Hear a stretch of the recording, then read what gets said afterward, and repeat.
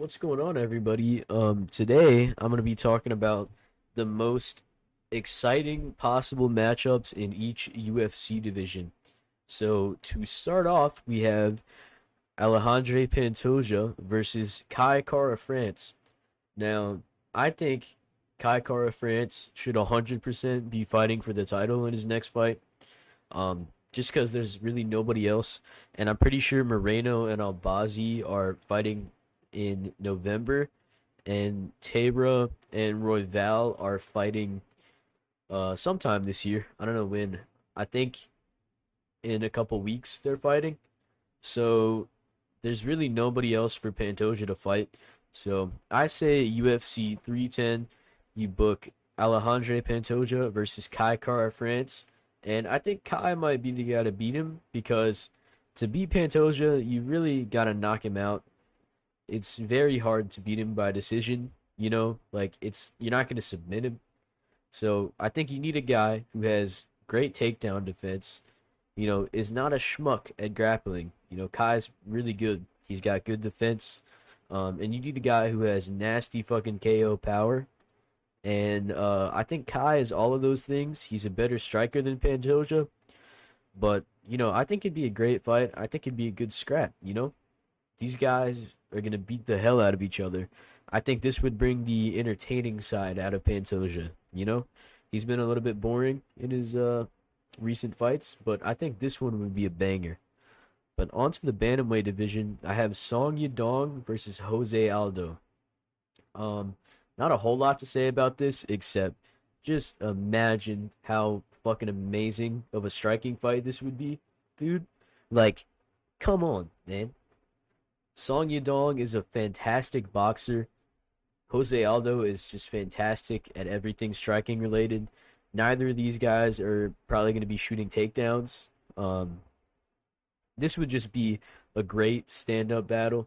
I'd probably go with Song Yadong at this point, but who knows, man? Aldo, even though he's old, he's really fucking good. He beat the shit out of Martinez. Aldo, my only worry with him is his gas tank, and maybe his chin a little bit. He might be a little bit chinny, but who knows? He looked great in his last fight. He's fighting in a couple weeks at UFC 307. So I think this would be a great fight. I don't think it should happen. I want to preface that these are not fights that, should be happening next. Not all of them, at least. There are a couple that I think should be happening next. This is not one of them. I think Jose Aldo should get a title eliminator if he beats Batista. Um, I definitely don't think it should be against Song Yadong, but just from a viewer standpoint, this would be fucking amazing. But yeah, let's move on to featherweight. I got not Brian Ortega. I got Josh Emmett versus Peso Pluma, Diego Lopez. Tell me this is not a fucking banger. Dude, this is like a guaranteed finish. Um, Diego Lopez, he fights like a bat out of hell. Josh Emmett, he swings big meaty hooks, as you do. If you're like Josh Emmett, you got that kind of power. Just swing big meaty hooks. This is a guaranteed finish. They both have really good chins, so I think it'd be a hell of a scrap before the finish. I think the UFC should have booked this fight instead of the Brian Ortega fight.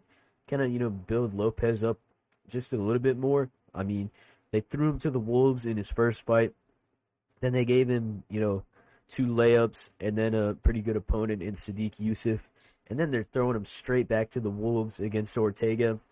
You know, Josh Emmett is a really good fighter, but I think he's just that level below where Ortega's at, where you probably should have a guy like Lopez fight him before he jumps up that high.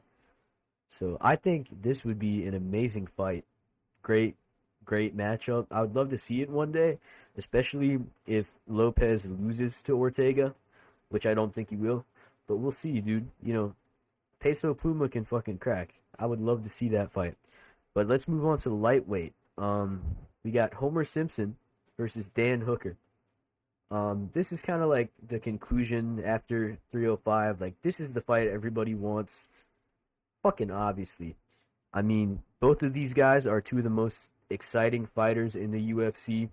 Dan Hooker is a fucking psychopath. He a lot of fighters, you listen to interviews and stuff, they don't like fighting. Like it scares them. They're scared of it. Rightfully so. They don't enjoy it, but they enjoy training, and so they train and they fight so they can do what they love all the time.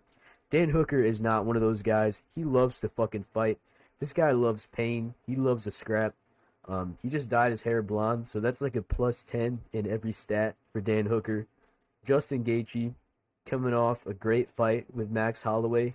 He got knocked out, but I say book this fight at UFC 310 for December. This is the fight everybody wants to see, and I think this is a more winnable matchup for Dan Hooker than Charles Oliveira. And I just don't think the UFC should miss out on an opportunity to book this dude because this is an amazing fight. I might go with Dan Hooker by submission. I think he could get a submission in this fight, get into like a crazy war. He could crack Justin. You know how Justin, when he gets wobbled, he does the chicken dance a little bit. He starts like going all wobbly leg, but it's almost impossible to knock him out. I think that's where Dan Hooker might cause some kind of crazy scramble and get the back of Justin Gaethje. I think he could choke him out. I would go with Dan Hooker in this fight, but I don't give a fuck who wins. This would be a show for everybody watching. So I think the UFC needs to jump on booking this. Book it now. On to 170. This one's pretty obvious. Shavkat versus JDM. Both of these guys, amazing chins, amazing striking. Shavkat is a great grappler. 18-0, 100% finish rate. Last fight against Wonderboy was a little boring, but before that, he had a Fight of the Year candidate against Jeff Neal. And, we all know JDM is really exciting. His boxing, I think JDM might be my favorite fighter to watch in the UFC because his boxing is just so beautiful. Every fight he's in is amazing. And if he has an opponent like Shavkat in front of him who is not going to go down easy, like you're not going to knock this guy out with one punch, you're going to have to fucking pour it on him. I think this would be an amazing fight. I think the UFC should hold up on booking this. I think they need to book Shavkat versus Bilal, and they could either have JDM sit out and wait for the winner, or they could do JDM versus Kamaru Usman. I think either of those, opportunities would be fantastic. And then the end result, hopefully, would be Shavkat versus JDM for the title. If that happened, I would go with JDM by like a 4th or 5th round TKO. Just because I think it'd be a war, but I think he'd be landing the more damaging shots. And I don't think Shavkat would submit him because JDM is like a monkey on the ground. Dude, he's so hard to hold down. He's constantly scrambling, looking for a way to get out of bad positions. He doesn't just accept it. I think this would be an amazing fight. I hope they fight for a belt one day. If they don't fight for a belt, I want to see them fight anyway. And it has to be a 5-rounder. If you saw my video a couple days ago, you know the UFC needs to book more 5-rounders. This needs to be a 5-rounder. So, yeah, that is what I think the most entertaining fight in the UFC would be for 170. Let's move on to middleweight. Now, I know some of you might be a little bit jarred seeing this. You're like, what the fuck is this guy talking about? He's crazy. He's fucking stupid. I get that, but I do not think this fight should happen. I'm just saying this would be batshit crazy, dude. And I think Michel Pereira is one of the few guys in the division who has a pretty solid chance to beat Dricus, just because to beat Dricus, you've really got to knock him out. You're not going to last 5 rounds with this guy. Unless you're Sean Strickland. And I don't think Sean is going 5 in the next fight. I'll just tell you that. But Dricus is so fucking tough. He's so, like, his fighting style is so weird, but at the same time, he's very calculated. He's just one of the most entertaining fighters in general. And Michel Pereira, he has been on a fucking tear. Granted, against not the best opponents, but I just think his fight style would help him a lot in this fight. Get into a crazy war in round 1, and I think he might be able to catch Dricus and just fucking sleep him with something. But if this fight did happen, I would go with Dricus. But I think this would be fucking fireworks for however long it lasted. This just has crazy written all over it.